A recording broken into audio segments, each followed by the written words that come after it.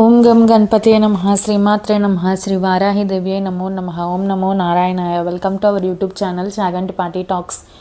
మార్గశిర మాసంలో వినవలసిన విష్ణు పురాణం 14వ రోజు పారాయణము. రజీరాజు జననము. పురూరవునికి కుమారుడైన ఆయువునకు రాహు అనే కుమార్తె కలిగినది. ఆమెకు 5 కుమారులు పుట్టినారు.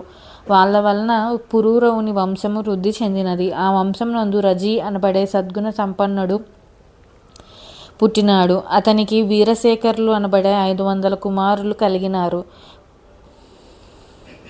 కొండకింతకులనికి దేవతలకి దానవులకి యుద్ధం చేయ సిద్ధమైనారు.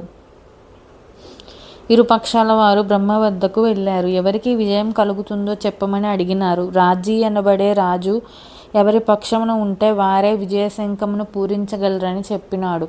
అప్పుడు దేవతలు రజీ దగ్గరికి వెళ్ళి అతన్ని తమ పక్షమున ఉండమని కోరినారు. అప్పుడు రజీ తనను ఇంద్ర పదవిని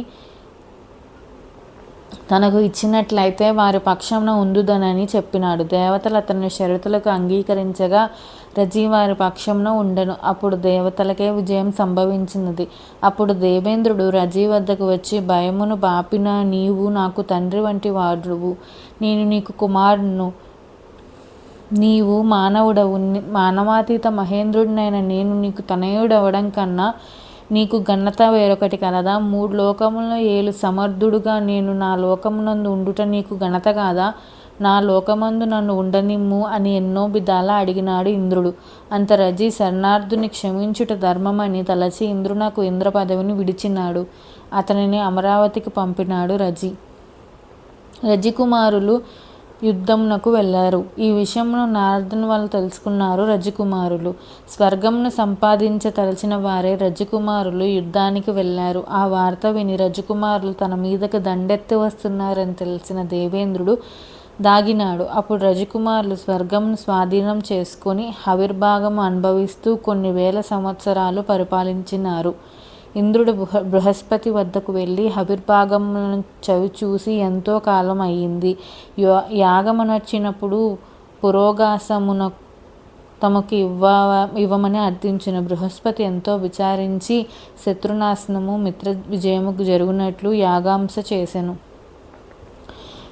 అందువలన రాజులు మూర్ఖుల యజ్ఞయాగాలను పాడు చేసినారు, దాన ధర్మాలను అతిక్రమించినారు, వేదాంగములను దూషించినారు. తదుపరి భ్రష్టులే నశించినారు. ఇంద్రుడు త్రిలోకాధిపత్యం చేపట్టినాడు.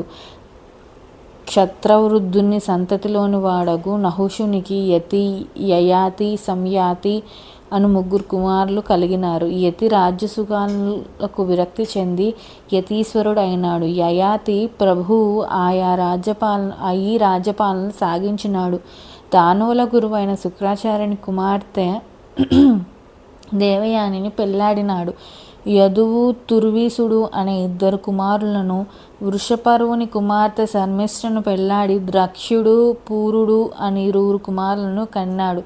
జరాభరమును సహింపజాలక సంసార సుఖమునందు ఆపేక్ష చాలక పరితపిస్తూ యయాతి శుక్రుని అనుగ్రహంతో జరాభారమును తన కుమారులలో ఎవరికైనా ఇచ్చుటకు వారిలను పిలిపించి విషయం వివరించెను.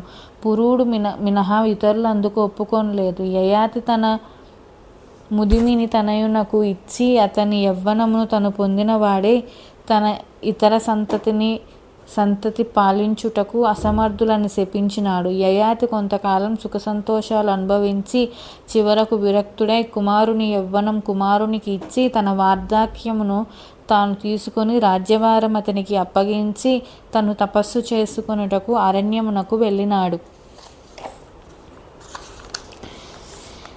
యదువంశము. యవుల వంశమునకు యదువంశమను పేరు ఉంది. యయాతికి దేవయాని వలన కలుగునటువంటి యదువునకు సత్రాజిత్తుడు, క్రోష్టుడు, నలుడు, సహుషుడు అనబడే 4 కుమారులు కలిగినారు. యదువు వలన విస్తృతమైనది. ఈ వంశంలోనే శ్రీ మహావిష్ణువు శ్రీకృష్ణుడిగా జన్మించినాడు. అనేక రీతులు ప్రసిద్ధి పొందినాడు. యదువు కుమారులలో ఒకడైన సత్రాజిత్తునకు శతజిత్తు, అతనికి హేమతాళ జంఘావేణు, హేమయుడు కలిగినారు. హేమమునకు ధర్ముడు, ధర్మునకు కుంతలుడు, కలిగిరి. కుంతలుడు ఏలిన రాజ్యం కుంతల రాజ్యమని ప్రసిద్ధికెక్కినది. ఆ కుంతలుని వంశంలో కార్తవీర్యార్జునుడు జన్మించినాడు. దత్తాత్రేయుడు అనే ముని కరుణాకటాక్ష వర్తనుడై సామాన్య దీపావృత ధరణి మండలం అంతటిని పరిపాలించుచుండెను. 1000 మంది భార్యలతో యజ్ఞ యాగాది దాన ధర్మాలు చేయుచు ఎంతో ప్రసిద్ధికెక్కినాడు. రావణుణ్ణి బంధించిన కార్తవీర్యార్జునుడు దత్తాత్రేయుని కృపాకటాక్షలబ్ధుడై వెలుగొందిన కార్తవీర్యార్జునుడు సప్తద్వీపాధిపతి అయి రాజ్యంను పాలించుచున్నాడు. అవతార పురుషుడైన భగవంతుడు తప్ప వేరొకరు తనకు చంపగల వారు లేకుండానట్లు దేవతా వరములను పొందగోరి సప్తద్వీపములందు సంపాదించిన ద్రవ్యముతో యజ్ఞయాగాదులను చేసి సురుల మెప్పును పొందుచుండెను. కార్తవీర్యార్జునుడు ఒకరోజు తన 1000 మంది భార్యలు వెంటరాగా నర్మదా నదిలో భార్యలతో జలక్రీడలు ఆడుచుండెను.